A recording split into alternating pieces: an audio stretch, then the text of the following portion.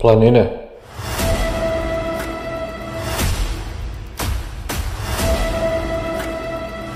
Planinarenje.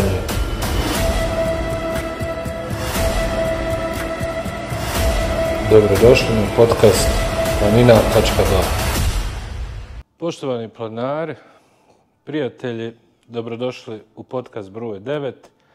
Moj današnji gost je planinar i sportski penjač, odnosno i penjač i sportski penjač Amar Đelkić. Amare, dobrodošao. Hvala, bolje vas našao. Nemoj me persirati, znaš da se planin ne persira. 100%. Planar se ne persiraju. Evo ovako, pričali smo u ovim prethodnim podcastima o brojnim temama. Pričali smo i o planarenju i kako krenuti u planinu i evo u prošlom podcastu govorili smo i o prvoj pomoći. Znači, o planarenju i o alpinizmu smo razgovarali. Tako je. Sa Igorom. Došlo je vrijeme da govorimo o penjanju. Stiglo vrijeme i za penjanje, jeste. Tako je. Prvo mi reci kako si počeo planariti? Pa nekako kroz rahmetli oca i kroz majku i tatku, pošto su oni u mladosti bili planinari, kroz njih sam nekako krenuo planinarenje. Nomadika su osnovani, sa njima sam najviše hodao i nešto malo sa PD željezničarem. Nekako mogu reći da sam pahaman čitav život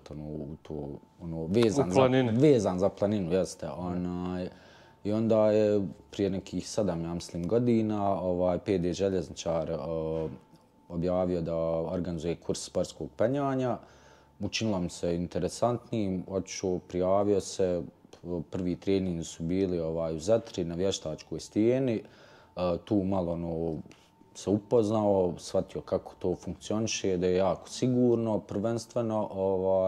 Tu sam se zakačio, evo, zadnjih, ja mislim, 7 godina sam svoj život posvetio sportskom penjanju. Pa, meni je uvijek drago, planarstvo, to uvijek kažem, je jedan širok spektar. Tako je. Kako to nije, širok spektar zanimanja u planini, hobija kojima se čovjek može baviti, znači i uvijek može, ko želi, ko voli prirodu i planinu, može se pronaći, jer masa je tih stvari čime se čovjek može baviti u planini, od klasičnog planinarenja pa do, evo, i penjanja. Penjanje se razlikuje od alpinizma. Svakako.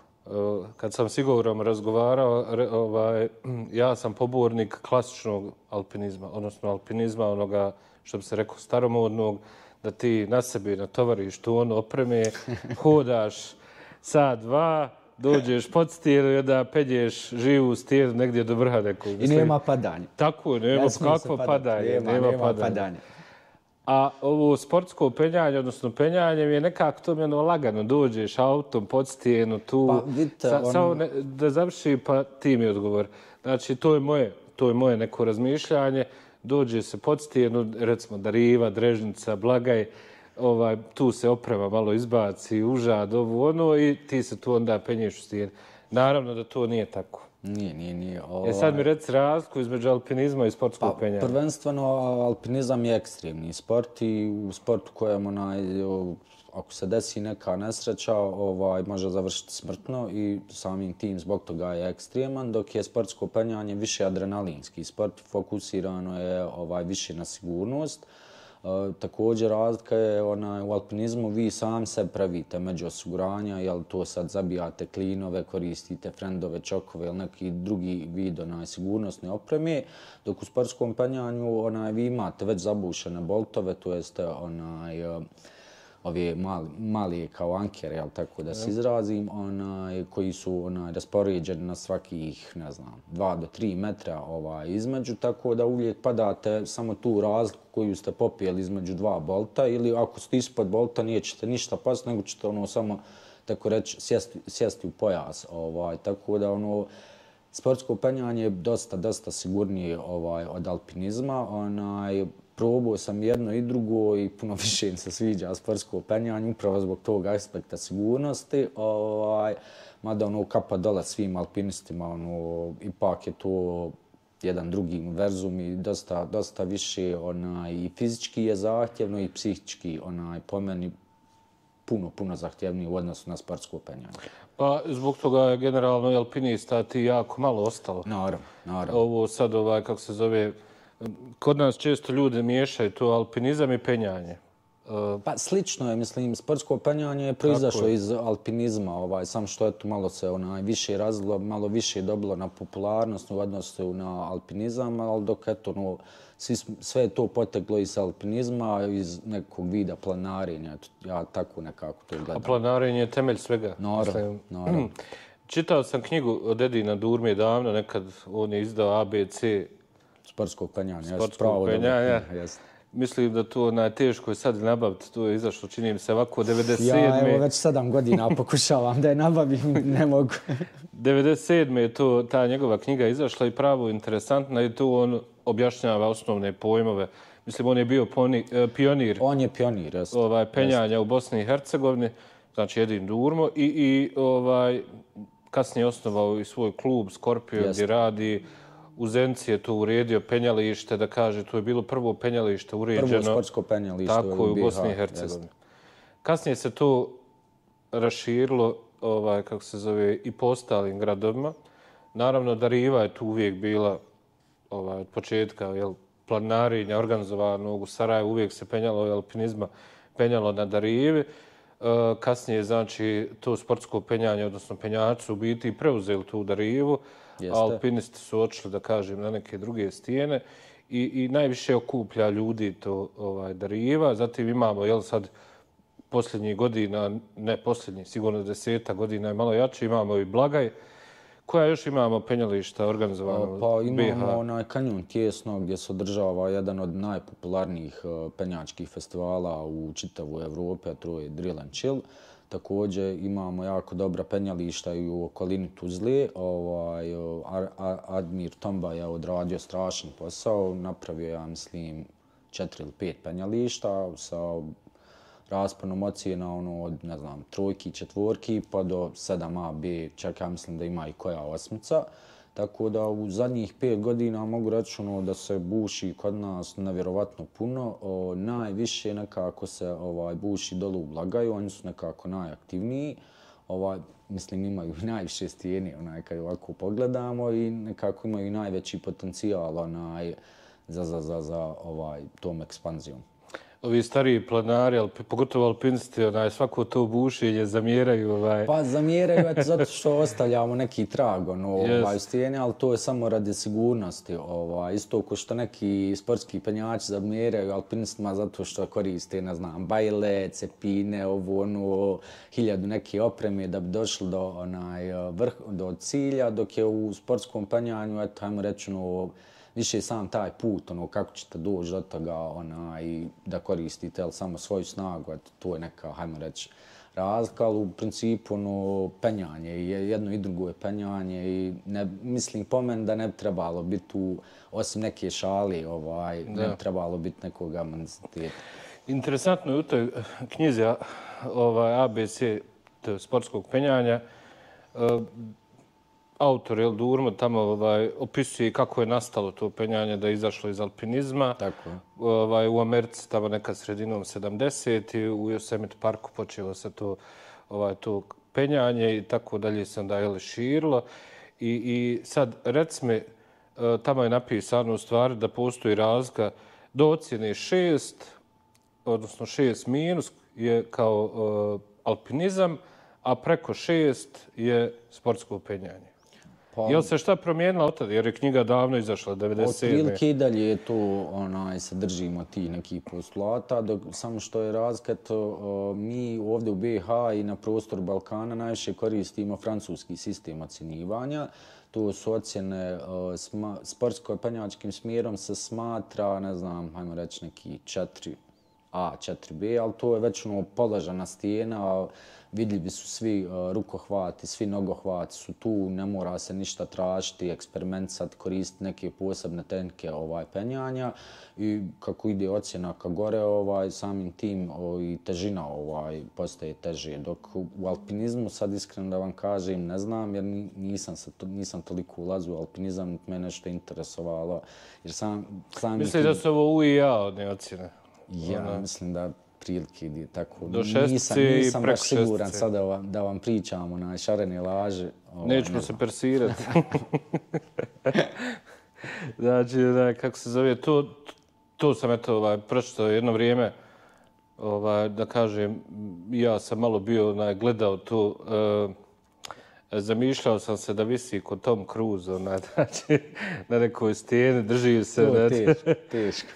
Pa većina ljudi kad vide onaj film, takvu filmu, ili drži se, on sad visi neki mačak tamo na stijeni, vidi onog Alex Arnolda, kako on se penje, misle da je to u biti sportsko penjanje. Međutim, to nije sportsko penjanje. Ne. Sad nam objasni šta znači smjeri, šta znači osiguranje, kako se osigurava, kako se prepenjava neka smjer. Smjer su već utvrđene linije kretanja na stijeni na kojima imate zabušene boltove, ta među osiguranja i na kraju tog smjera imate anker preko kojega možete, imate ili karabiner ili halku, preko kojeg se možete spustiti da vratite svu svoju opremu koju ste ostavili na stijeni i uže na kraju krajeva da možete vratiti, da ne morate abzajlovati ili nešto tako. Pravi se tako što se, ne znam, svako, kažem, 2-3 metra buši ta među osiguranja, sve dok se ne dođe do kraja smjera, kraj smjera određuje ko buši taj smjer. Šta smo još rekli? Pa znači, kako se osigurava? Osigurava se na princip spravice za osiguravanje, je li to sad neki tuber, osmica, sada u malo modernije doba, hajmo reći imamo ove poluautomatske, automatske spravice. Trenutno na tržištu postoji samo jedna full automatska spravica za osiguravanje, zove se Revo. Proizvođač je Wild Country, čini im se, dok svi ovi ostali proizvođači, uključujući Beal, koji će biti sponzor na našem festivalu, Petzl, popularni Singing Rock, imaju te poluautomatske spravice koje rade na sličnom principu na kojem radi i ATC, to jest da se lomi uže na dva kraja i time se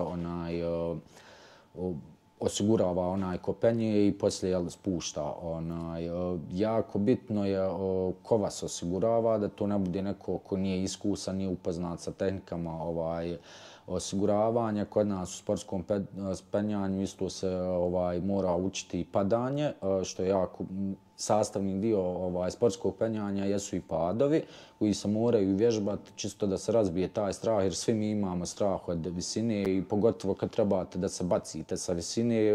Mislim, i meni je dan danas to problem, ali nešto na čemu se mora konstantno raditi, jer ako se desi neka nepredviđena situacija, da znate kako se kako reagovati jeste.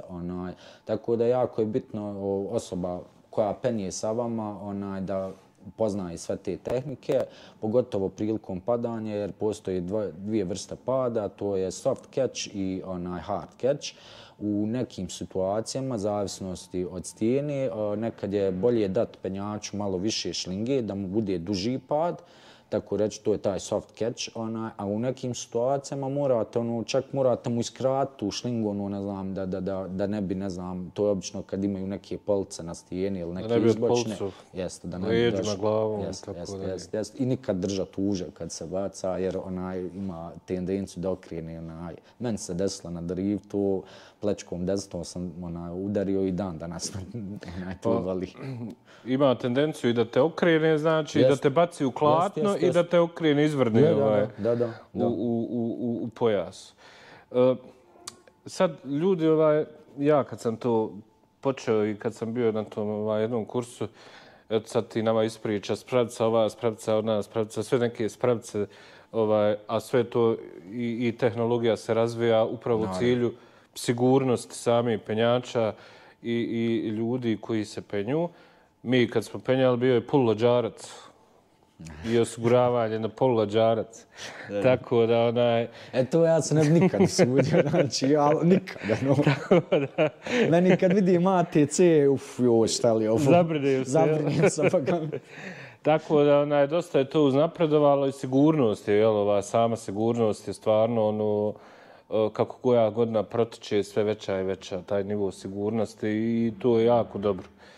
Naravno, puno zavisi od onog čovjeka s druge strane, koji tebe dok ti penješ osigurava naravno. I koliko je on sposoban i spreman i da reaguje u pravom momentu ako, ne daj Bože, dođe do nekog pada.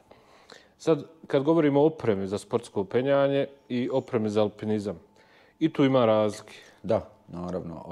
Otprilike pojasevi su, pa hajmo reći tu, jako su slični.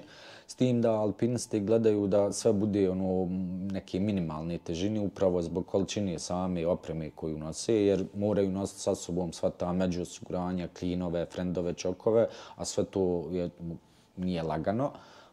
I onda gledaju, ne znam, da tu ostatak opreme bude što je moguće lakši. A dobro, to malo još načičkaju, da je šminkera. Dok u sportskom penjanju ima, ne znam nekako, mi kad se natovarimo, kad se penje neki više dužinski smjer, nabacaš na sebi opreme, ali svu tu opremu, mislim, i dalje koristiš i nosit ćeš je možda nekih, 10 minuta, pa ćeš je pola već iskoristiti kad kreneš da penješ. Otprilike, jako je slična oprema, ona nema sad neke pretjerane razlike, izuzev za ove spravce, to jest oprema koja se koristi za ta međuosiguranja sportskih penjači, to jest mi nosimo samo komplete takozvani, to su dva manja karabinera koji su međusobno povezani sa trakom, tkaninom koja je prošivena i ojačana i oni služe kao ta međuosiguranja, dok je tu u alpinizmu ili je klin, ili je čok, ili je frend, a sve to je od željeza napravljeno i sve to je ajmo reći, puno teže i puno više se treba vremena posvetiti kako se ta oprema koristi, jer ako se nepravilno koristi može doći do stvarno ozbiljnih posljedica. Kacige otprilike sve je isto, da, glavna razlika i jedini dio opreme u sportskom penjanju koji vam može utjecati na penjanje jeste obuća. Te penjačice famozne i stvarno čini razliku. Ako uzmijete, ne znam ja, penjačicu koja nije po vašem obliku stopala, ne znam, žuljava se ovdje previše, ne može, onda nećete moći, neće vam ni biti ugodno penjanje i stvarno čini razliku jer ako izaberete pravu obuću za sportsko penjanje, nevjerovatno je na čemu čovjek može stojati. To su neki mali gazišta koja su svega par na noktu, što se kaže, na noktu. Bukvalno na noktu. Stvarno je nevjerovatno koju razliku čini taj dio opreme. Hajde da se vratimo, evo rekao se, znači već neki 6-7 godina znači u penjanju. Ovdje u Sarajevu obišao se ove okolne stijene oko Sarajeva. Sve. Od Rive preko... Sve što se tiče Špicaste, Čardaklije, ne znam, Nahoreva, Skakavca, šta još ima, šta sam zaboravio? Špica, Nahorevo, Skakavac, Ormanj, ima u Hadžićima nešto malo je zabušeno, tu nisam do duše bio. Riva ima čak i na Trebeviću jedno penjalište koje je rahmetli Armin Gazić pravio, nalazi se u stopu Sunlanda, onog centra, ali dosta je malo i dosta je, hajmo reći, zaboravljeno od strane zajednice, jer, hajde kažem, nije baš idealno za penjanje, jer jako puno ima zemlje i prljašnje koja pokušavali smo, pa sigurno 3 godine gore smo išli i pokušali to da očistimo, međutim nemoguće jer ima jako velik sloj zemlje iznad samog penjališta, čim je manja kiša, sva ta zemlja se sapere dole na stijenu. Ovdje zadnje u Sarajevu što je zabušeno jeste penjalište Nahorevo i penjalište Skakavac. Nahorevo je isključivo bušeno od strane individualnih penjača, dok je skakavac zabušen kroz projekat, ja mislim, Ministarstva sporta, nisam sad baš siguran. Dobro, skakavac je zaštićeno područje. Da, zaštićeno područje, ali sve u svemu buši se i ovdje kod nas u Sarajevu, ne tolikim intenzitetom kao što je, na primjer, tu u Blagaju, ali da, radimo. I koliko sad, recimo, Dariva je uvijek puna? Ljete je, znači, Dariva je nekako, full. Mi volimo reći da je to naša sala za penjanje, jer nekako tu vam je, blizu je pravo, svima je pristupačna, ti 15 minuta, neki 20 vam treba od zadnje tramvajske stanice pješke da dođete tu, tako da Dariva je uvijek full, posjećena je, ona je stvarno maksimalno. A koliko su ova ostala penjališta posjećena? Pa, i nisu baš nešto pretjerano. Hajmo reći da je možda Špicasta najviše posjećena nakon Darive, pa onda možda skakavac, Nahorevo, ne znam. Orman je pravo slabo posjećan, iako ima preko 50 smjerova na Ormanju i čitav ambijent Ormanja je stvarno nevjerovatno lijep. Ali, zbog, ne znam, ajmo reći, loše kvalitete stijene koja je na kojem su zabuštani bili ti prvobitni smjerovi, ostalo je taj neki loš glas koji upravo mi pokušavamo da promijenimo i na dobrom smo putu. Pa siguran sam pričao kad je on bio u podcastu i mislim da je on imao jedan dobar komentar. Kaže ovdje kod nas ljudi koji penju u našim stijenama, koji su krečnjačke, koji su takve kakve jesu, krševite, lome se, otkidaju se, pucaju i tako dalje. I kad ode recimo u Alpe gdje onaj granit, onaj solidni, onda tek uživa u tom penjanju. Ali imamo i mi granita, vjerovali ili ne. Nemamo ga nešto puno, nemamo možda za neki sportsko-penjački smjerova, ali za boulderinga imamo dole kod Jablance, imamo granita, znači to je nevjerovatno. I koja je razlika? Ko nebo i zemlja. Pa sad ovi naši, vi kad ovdje u našoj Krećnjaku se ispatite, to... 100% onda kad odeš na Grand Volan, ljepota, nevjerovatno. Pa to, onda ste i bolji u penjanju, vjerovatno, jer valja se ispatiti ovdje u Krećnjaku. To je isto jedna velika razlika i kod naših ljudi ovdje koji se, penjača, penjati, znači u Krećnjaku koji je takav kakav jest, i kad onda ljudi odu u taj granit i to kad je stijena solidna, tek tad vide u stvari šta je, kako se zove, šta je pravo penjanje. Da. To su mi ljudi pričali. Ne govorim iz iskustva. Jesi li imao ti prilike tako? Nisam imao priliku nigdje vane da penjem, pogotovo ne na granitu. Ja sam išao malo dole u jug Njemačke, ali tu je otprilike isti tip stijene kao kod nas. Samo što je puno više uređenije i puno pristupačnije. Puno više ima informacija o svim tim penjalištima. Tamo je, mislim, razvijenije dosta. Ta Frankenjura i Bavaršenjura, tu je nekako krenulo to sportsko penjanje, tako da ima dosta historije tu i dosta je razvijeno penjalište. Sam pristup do penjališta, na svakom nekom malo ozbiljnijem usponu imate uže, pomoćno uže da se možete uz taj dio puta popijeti. U toj Durminoj knjizi koju sam malo prije spominjao, tamo je, ne znam je li i sad tako, ali kao tad, u tom periodu, najteže penjalište je bilo upravo u Njemačkoj. Pa da, Frankenjura. U Frankenjuri je zabušen prvi smjer ocjene 9A po francuskoj skali, što se jako dugo smatralo nepenjivim od strane svjetske penjačke elite, ali eto, pokojni Wolfgang Gulch je došao i popeo to bez ikakvih problema i, hajmo reći, otvorio tu barijeru. Ko hoće da popne, on će popeti. Naravno. Sad imamo i taj jedini 9C, eto, po nekim zadnjim pričama i raspravama, čak je mogući taj prvi 10A da se zabuši, ali to će da bude nešto stvarno futuristički penjanje po plafonu, po prijevjesima, nekim nenormalnim. Ali da, ima. Tamo kaže, on je sad penjač, kaže, nema ništa ljepše nego kad osjeti toplinu one stijene, kako se zove, da kaže, u prstima, kako se zove, u rukama i kad se penje, traži te otprince, oslonce, tražiš, dječe što kažeš, malo prije negdje noktom da se ufatiš i zaista treba i velika snaga. Gdje nam jedno iskustvo svoje daje, recimo neki smjer koji si ti ispenjao, koja ti ovako bila teška, zahtjevna, koju se završio i baš ti bilo drago da se ispenjao?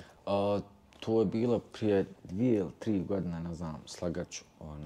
Na špicastoj stijeni, smjer se zove Oskarov i nekako po meni to je najljepši smjer koji sam ja popeo, a da je bio moj neki izlazak iz komfort zone, da sam se napatio, morao sam ga naravno vježbat i onda ga tek popeo.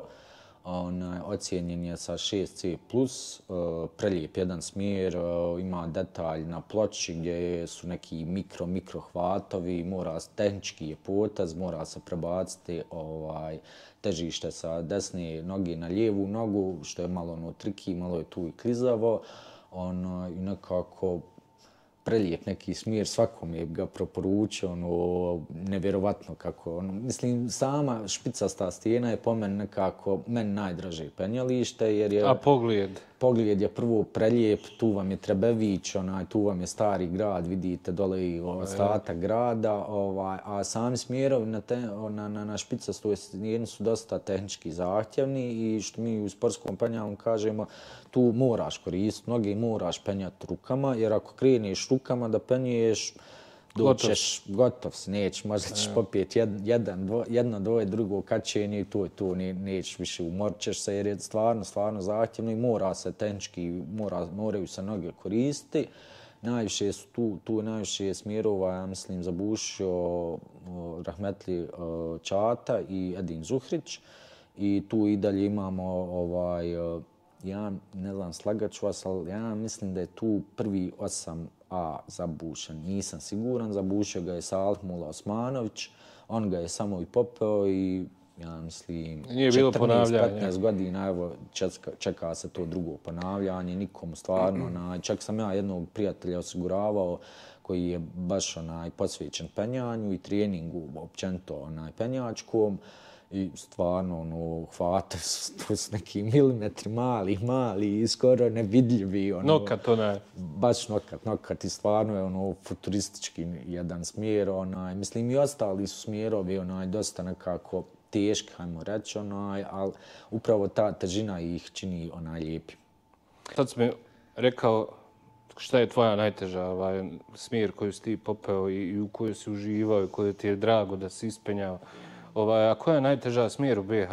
Najteža je 9A ili 9A+, ne znam, nisam 100% siguran. Zabušena je u kanjonu Tijesno u Banja Luci. Zabuše je Adam Ondra, on se i dan danas smatra najjačim sportskim penjačem što se tiče ove prave stijene. I ja mislim da je to najteža ocjena koju imamo zabušenu. Nedavno je zabušen prvi 8B u Hercegovini, Dejan Sardarević ga je zabušio i popeo. Jako atraktivna, novi sektor na Drežnici koji je otvoren, jako atraktivan. Gleda odmah na ušće Drežnici u Neretvu, tako da stvarno je prelijep jedan ambijent. Pristup je malo otežan, ali mislim vremenom će se taj pristup... Utabat će se to dok malo do prometa bude. Sad, kad govorimo o svemu tome iz tog penjanja sportskog ili penjanja, to se kako se zove, u svako, pa i u planarstvu, pa sad ima kao trekking, hiking, ne znam, kako već, nešto kao vrhove ganjaju, peaking, ne znam kako se zove, to sve uglavnom nekakvi milion pojmova iz toga svega izlazi. Tako i iz penjanja izašlo bouldering, kako se zove, pojavio se, pa zatim je i nastala i umjetna stijena, dvoransko penjanje, speed climbing, pa da mi ukratko i o tome malo nešto sportsko penjanje, to jest lead penjanje po već utvrđenoj smjeru kretanja gdje imate te boltove, koristite opremu za osiguravanje, uže tu samo da vas osigurava od pada do poda. Mislim, svakako ćete vi pasti, sad sve zavisi od vašeg partnera i vas samih, koliko ćete pasti, da li će to biti, ne znam, 2, 3, 4, 5, 6 metara, opet puno faktora tu igra ulogu, dok bouldering, nekako sportsko penjanje, hajmo reći, penjanje nekim najlakšim putem, vi ga sami tražite, kako što lakše da popenjete, dok bouldering je nekako tražite najteži pristup, najviše zahtjevan fizički, to su obično neki strašni prijevjesi, plafoni, mikro neki hvatovi, nožišta koja su skoro nepostojeća, više su na neko trenje ide i dosta je fizički zahtjevno. Uža se ne koristi izuzev kod nekih visokih bouldera, ili na engleskom high boulder, high ball u stvari. Tu čisto da se odradi potez se koristi uže i onda se penje naravno bez užeta. Za sigurnost se koristi krešpedi, to jeste strunjače prenosive koje nosite sa sobom i stavite otprilike negdje gdje bi mogli u slučaju da otpadnijete sa tog bouldera, da lendate da vam bude, hajmo reći, mekan taj pad, da ne bi došlo do nekih ozbiljnijih povrijeda. To je kad vidi, ne znam, po YouTube, na netu, one velike spužve kad nose sa sobom na leđima, to je to. Dok speed climbing, to je sama riječ, ali speed, brzinsko penjanje, gleda se da što prije dođete od tačke A do tačke B i ko će prije, to nekako u sportskom penjanju, svi se ograđuju od tog speed climbinga jer je u biti koristite jedan te isti set poteza i ko će prije. Fizički je dosta kondicionalno, hajmo reći, je dosta zahtjevniji u odnosu na lead, penjanje i bouldering. Sad, ogromna fizička snaga treba, kako se zove, pogotovo snaga u rukama. Svakako. I nekako svi ti penjači su žile, što bi rekli su u našem narodu, žilavi su, znači jaki žila. I ja se sjećam kad sam ja pokušao svoje vremeno da penjem, pa bio sam na nekom kursu, pa smo prečkali čitav dan po stijenu gore na drivi, onda, znači, takvu sam upalu kako se zove, mišića, podlaktica dobio, znači, nisam mogao, što se kaže, upaljača, olovke da dignem. Tako da zaista treba jedna velika snaga. Međutim, pored snage, veliku ulogu igra i tehnika. Jako, jako. I kako dolazi se do tehnike? Penjanjem. Najbolji trening za penjanje jeste penjanje. Sad tu prečku što spominjete, to priječenje je penjanje po utvrđenom idete lijevo desno, ne penjete se ništa puno u stijenu. Vodoravno se držite nekog vodoravnog smjera kretanja, tipa visina je nekih do metar. Ne penjete više od zemlje. Znači, i metar kad se popenjete, to se smatra previše, jer u slučaju pada nećete fino doskočiti, može doći do povrede. Prije par godina momak je na Darivi nogu slomio priječući, jer je mislio da će mu biti lakše ako ode malo visoče, onda je popeo nekih možda 2 metra, okliznuo se, pao, slomio nogu. Ali najbolji taj trening za penjanje jeste samo penjanje. I time se dolazi do tehnike, znači naravno, savladava se tehnika. Ono što mi volimo reći na kursu našim polaznicima jeste da penjemo nogama, a ne rukama. Jer sama grupa mišića u nogama je puno veća i jača nego ovih u rukama. Mislim, moguće je penjati rukama, to je takozvano kampusanje, ali zato su potrebne godine treninga. Tako da više treba da se koristi, hajmo reći, čitavo tijelo, da bi to bilo jedan fin uspon, da ne bude nekih previše umaranja. Nije pravi penjač ako nije otresu. Naravno. Mislim, ako nisi otresu, nisi penjač, tako to ide. Ti si isto imao jednu nezgodu, evo malo prije spomenuo svog druga koji je slomio nogu i ti si imao jednu nezgodu prije 2-3 godine, činim se. Prije 3 godine, jeste. I bio je Bajram. I znam, pošto je tvoja tetka planinarka, mi se družimo, došao sam, nisam znao da si pao, došao sam ti kod tetke na Bajram i ti izlaziš sav dezorijentisan, sav u podlivima, glava zamotana. Rekao, pozdravimo se mi, ali ti si još dezorijentisan, bio potres mozga i to. Jeste, prvi 7 dana je bilo najgorih. Rekao, biso, šta mu bio? Pusti ga kaj otresu gore, ne znam, slomio se sad. Pa gdje je kaciga, kaže, oni su tu momci, macar, ne koriste kacige. Šta se desilo? Pa ništa, bio sam na nekom putu, vratio sam se ovdje u Sarajevo, trebao sam da završim neku papirologiju i dogovorio se s ovom partnercom da odemo penjat. Ako ikoga krivit je samo meni, ja sam tu napravio dosta grešaka koje će dovesti do tog samog pada i tog nesretnog slučaja. Prvo ušao sam u smjer koji je, hajmo reći, na mojoj granici neke komfort zone. Osoba koja me osiguravala nije baš poznavala najbolje tehnike osiguravanja i jednostavno se desilo da sam proletio skroz do pada. Opet zahvaljujući svim tim padovima i svim tim vježbama padova koje sam prvobitno naučio u PD željezničaru, pa poslije onda i sam sa svojim raznoraznim partnerima vježbao, sam prošao sa pravo minimalnim posljedicama. Prilike pad je bio sa nekih 10-12 metara visine sve do poda. Napravio sam kontakt i sa zemljom, imao sam samo teži potres mozga, ništa slomljeno, ništa iskrivljeno. A šta će na mozak? Maja, hajde, onako ga nema. Uglavnom, oporavio se naravno, nastavio se dalje penjati, kako se zove, nisi. Od pada, od tog dana kad sam pao, 6 sedmica mi je trebalo, ja sam bio opet na stijeni. Samo što je sad safety first. Da.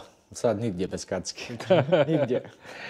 I evo, ispričali smo mnogo toga. Ono što sad u ovom nekom posljednjem segmentu ovog našeg podcasta ćemo razgovarati o Sarajevo Climbing Festu, koji se održava krajem mjeseca juna. Jeste. I volio bi sad da predstavimo taj festival. Prošle godine čuo sam, nisam prisustvovao, ali sam čuo od ljudi da su mi rekli da je bilo ekstra. Gore je bilo na skakavcu.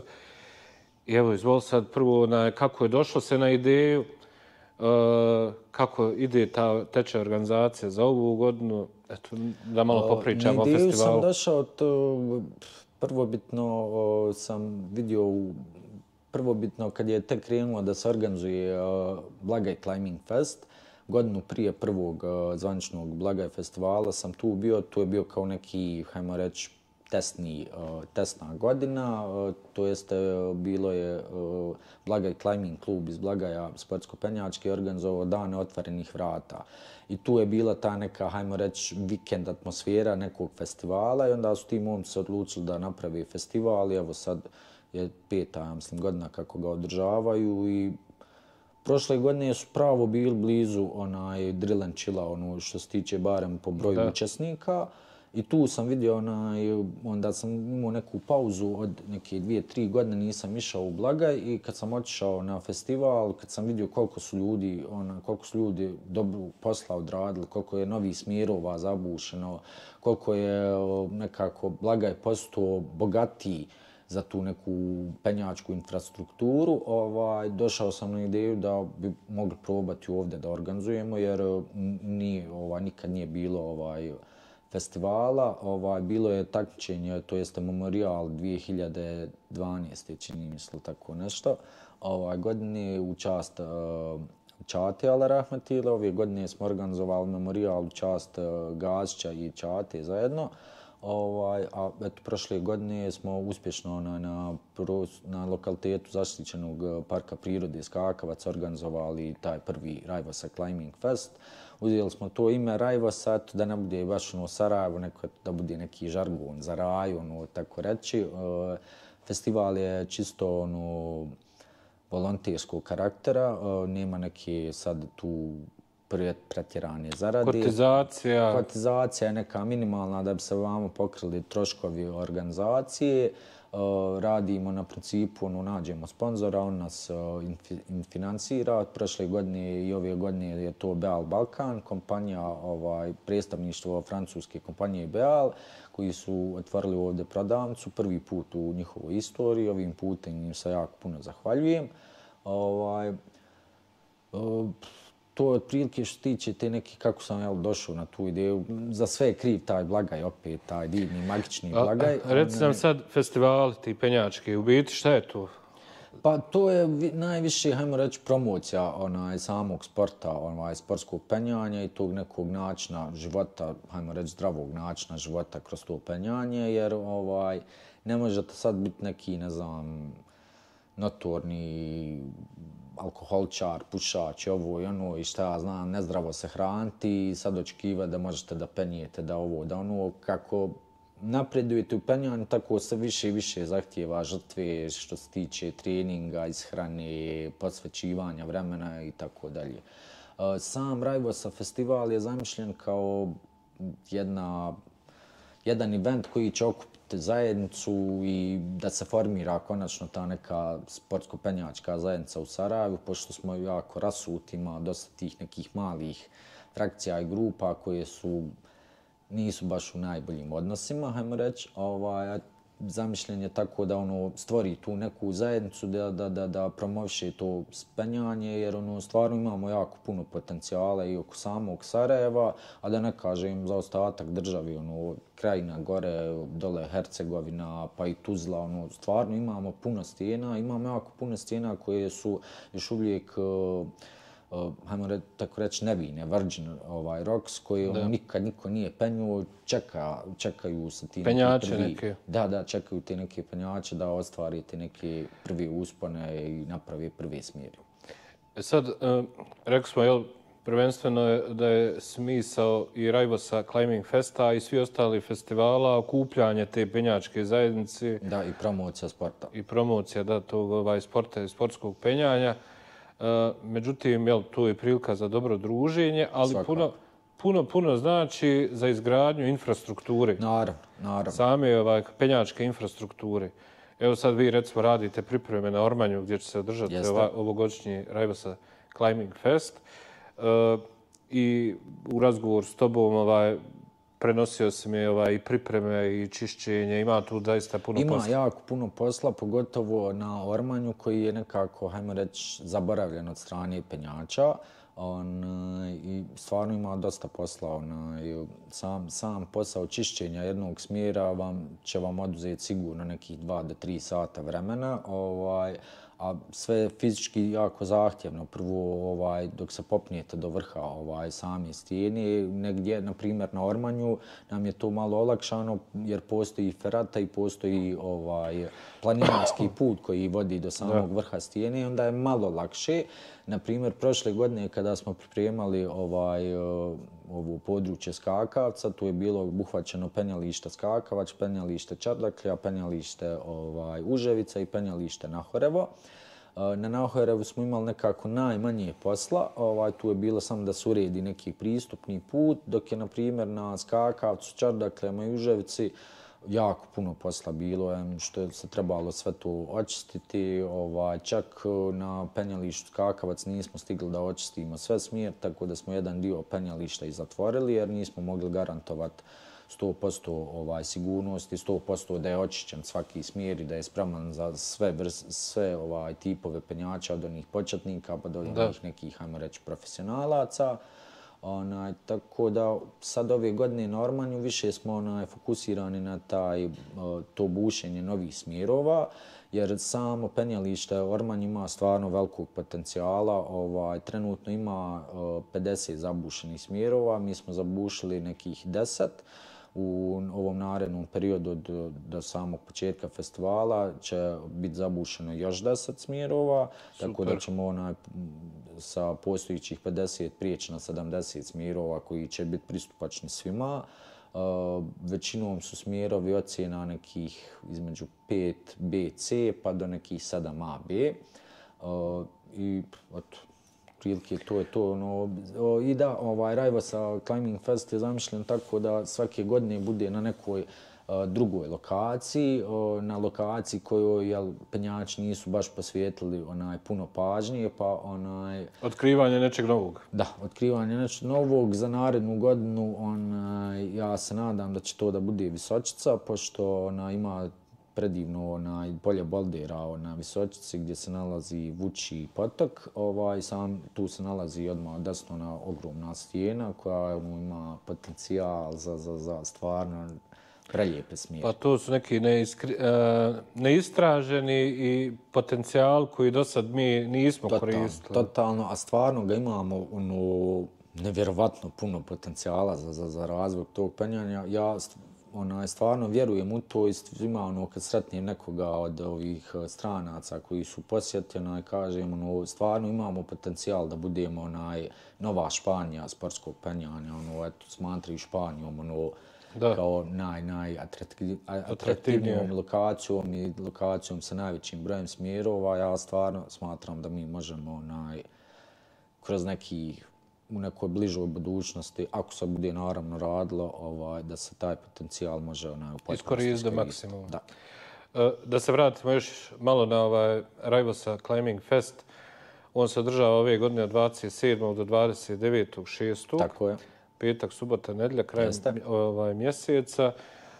Reci mi malo, znači, koliko očekujete ljudi, koliko imate u stvari prijava penjača i kako je zamišljena sama organizacija ta 3 dana da teče? Sama organizacija ovogodišnjeg festivala će biti usmjerena na djecu i na porodicu, pošto u sklopu planinarskog doma Ormanj postoji akcioni park, to jest adrenalinski park za djecu i zipline za djecu i čak ima i vještačka stijena koja se nalazi na otvorenom, tako da smo odlučili ove godine da malo bude, hajmo reći, family friendly to neki event, da malo i upoznamo i mlađu populaciju sa tim penjanjem i svim čarima ovoga sporta. Tako da najveći fokus će biti na djecu i te neki, hajmo reći, početnike koji su zainteresovani. Također isto će biti maraton koji smo i prošle godine organizovani, to je za ove malo iskusnije penjače. Biće još dodatnih nekih aktivnosti kao, ne znam, odbojka, roštilj, u nedelju će biti roštilj, a to ne je relaks između Maja, relaks, neki joga će naravno da bude tu, ujutru i navečer za zagrijavanje i za rastezanje. Prilike, to je to. Mislim, još uvijek radimo. I pored svega toga, dobro druženje. Da, naravno. A učesnika? Učesnika za sad imamo oko 40 prijavljenih i 6 djece, čini mi se da je to broj. Super. Što je super. Mislim, prošle godine smo očekivali neki broj ne više od 20-30 ljudi, imali smo 100 ljudi, okrivilo 100 je bilo posjetilaca, što je bilo stvarno da, pa kažem, malo prije kad smo spomenuli. Tako da i ove godine, mislim, dobro došao, kogod došao, nije nam neki fokus pretjeran na broj učesnika, nego da odradimo, da damo svoj doprinos zajednici. Ima li gostiju iz regiona? Ima. Imamo jednu djevojku iz Njemačke, Kristina, i ja mislim da imamo jednog Novozelanđanina, nisam baš siguran. Sad na prostorima bivše države Jugoslavije najbolje penjalište, najpoznatije penjalište je Paklenica. Tako je. I bio sam sad za 1. maj dole, vodio sam neku turu na Velebiti, između ostalog mi smo prošli kroz Paklenicu, išli smo gore malo prohodali. To je jedna nevjerovatna, znači, prizor, jedna ogromna masa, znači, ljudi od 3 do 77 godina koja se penje u Paklenici. Jeste. Ima li nade da nekad bude kod nas to tako? Pa, možda na Visočica. Sada imamo nešto tako slično u Paklenici. Prvo ne znam, baš kako znam sa slika i sa klipova, nisam nikad bio u Paklenici, nažalost. Plan je ove godine da odem nekad u oktobru. To obavezno moraš otići vidjeti. Tako da mislim da bi moglo. Dole, na primjer, u Blagaju te neki planovi za budućnost, to su mi ta Raja pokazivala. Ima bogan potencijala, čak možda i da je prestignemo u Paklenicu. Pa malo prije se spomenuo familijarno, znači da je cilj ovogodišnjeg Rajvosa Climbing Festa taj porodični neki porodično penjanje. I tu sam dole vidio sada, evo recimo za 1. maj, prije sam bio i isto viđao, znači to je interesantno. Znači mala djeca, ne znam, predškolskog uzrasta, njihove mame, tate, dede, nane, što se kaže, znači svi penju, svi imaju svoje smjere i zaista je onako izgleda impresivno i fascinantno kad čovjek vidi tu masu, tu 100 ljudi koji se penju tu, svaki ima neku svoju smjer i penje je, tako da nadam se da će biti nekog potencijala kroz sav taj vaš trud i rad i da omasovi se to penjanje kod nas. Tek smo počeli, tako da polako, bit će. Biće, što kažeš. Ja, biće ako Bog da. Za kraj našeg razgovora, pošto si na početku rekao, znači da ti je želja, a nisi je nikad našao, knjiga Durmina ABC sportskog penjanja. Evo knjige i tebi za poklon da imaš. Izvoli. Hvala puno, legenda. Može da te zagrlim. Hvala puno. Prejako, ali... Uglavnom, top. Eto knjige i nadam se da će ti biti od koristi. Jo, prejako. Jo, vrh. Prejako.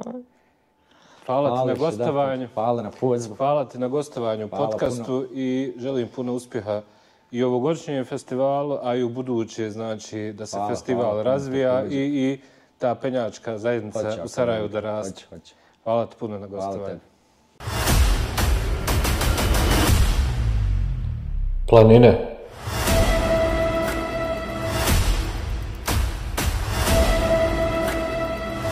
Planinarenje.